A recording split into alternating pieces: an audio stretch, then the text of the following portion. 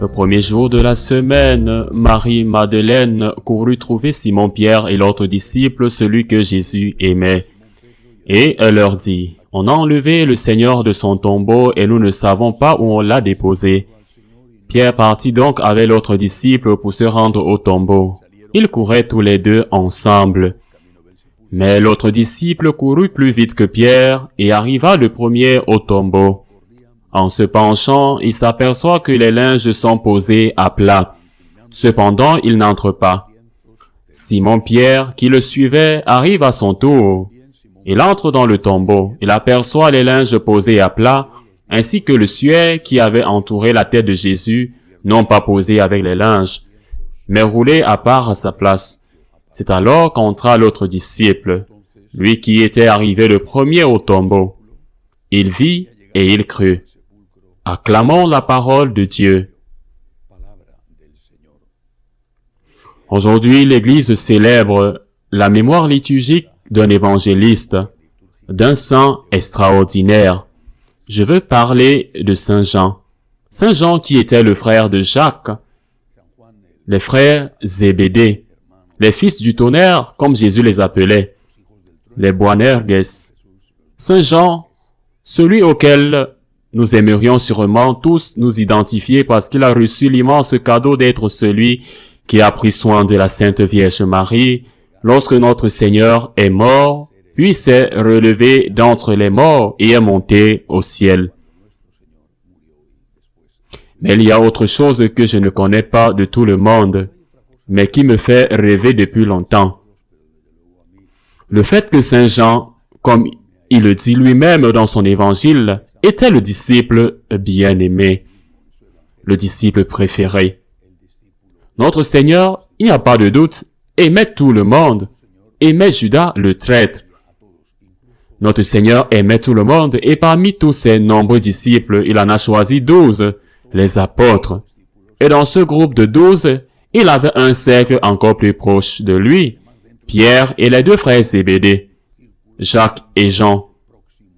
Il constitue le petit groupe de 3 personnes qui sont amenées avec lui sur le mont Tabor pour assister au miracle de la transfiguration, comme une sorte d'avant-goût de ce que sera la résurrection, et donc comme une épreuve pour supporter le scandale de la croix sans perdre la foi. Mais ce garçon exceptionnel était très jeune, selon la tradition. Il n'avait pas plus de 15 ou 16 ans lorsqu'il a rencontré Jésus. Ce garçon a obtenu une place spéciale dans le cœur du Christ. Notre Seigneur aimait tout le monde, mais selon Jean lui-même, il était le disciple préféré. Les autres devaient le savoir, je ne sais pas s'ils étaient envieux ou non, mais ils devaient le savoir car lors du dernier repas, Pierre a demandé à Jean de lui demander le nom du traître, c'est-à-dire que Pierre était conscient que, bien qu'il soit son vicaire, son successeur, il était conscient que Jésus aimait Jean plus que quiconque, et qu'avec Jean, il avait ses confidences. C'est-à-dire que si notre Seigneur devait trouver un moment pour se décharger ou pour parler à quelqu'un, il le faisait avec Jean, bien sûr. Toujours dans la pureté absolue qui les caractérisait tous les deux, et le reste. J'ai toujours pensé que j'aimerais beaucoup être comme Jean. Toujours, mais depuis quelque temps, je ne le pense plus. Je ne veux pas dire que je ne voudrais pas être le disciple préféré de Jésus, le disciple bien-aimé de Jésus.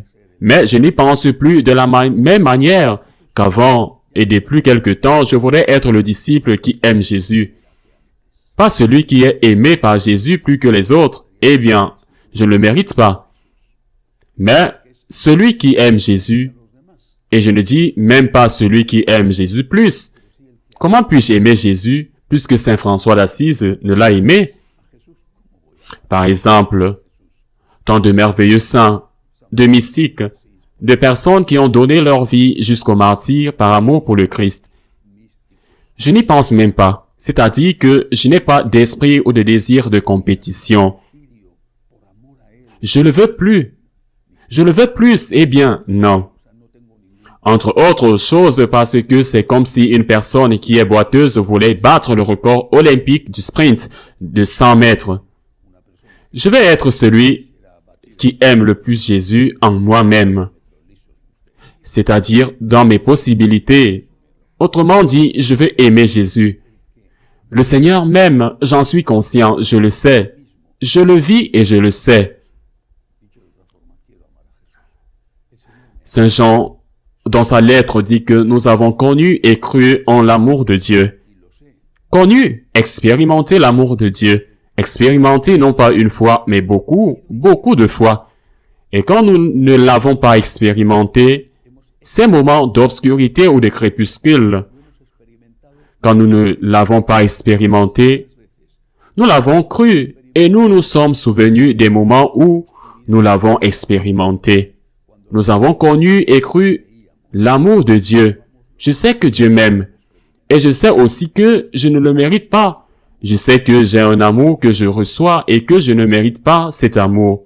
Donc, mon désir devrait être, je pense le désir de tout le monde, est d'aimer, d'aimer l'amour et de faire aimer. Parce que celui qui aime quelqu'un ne veut que ce quelqu'un soit aussi bien aimé par les autres, ou au moins ne pas être confessé, offensé. D'aimer et de faire aimer l'amour. Pas mieux que, mais au maximum de ce qu'il est capable de faire. Ce jour, ou cette nuit, où il reçut des plaies alors qu'il était en retraite sur la montagne d'Auvergne, la prière de Saint François fut « Seigneur, je veux souffrir comme toi et aimer comme toi. Seigneur, je veux souffrir comme toi et aimer comme toi.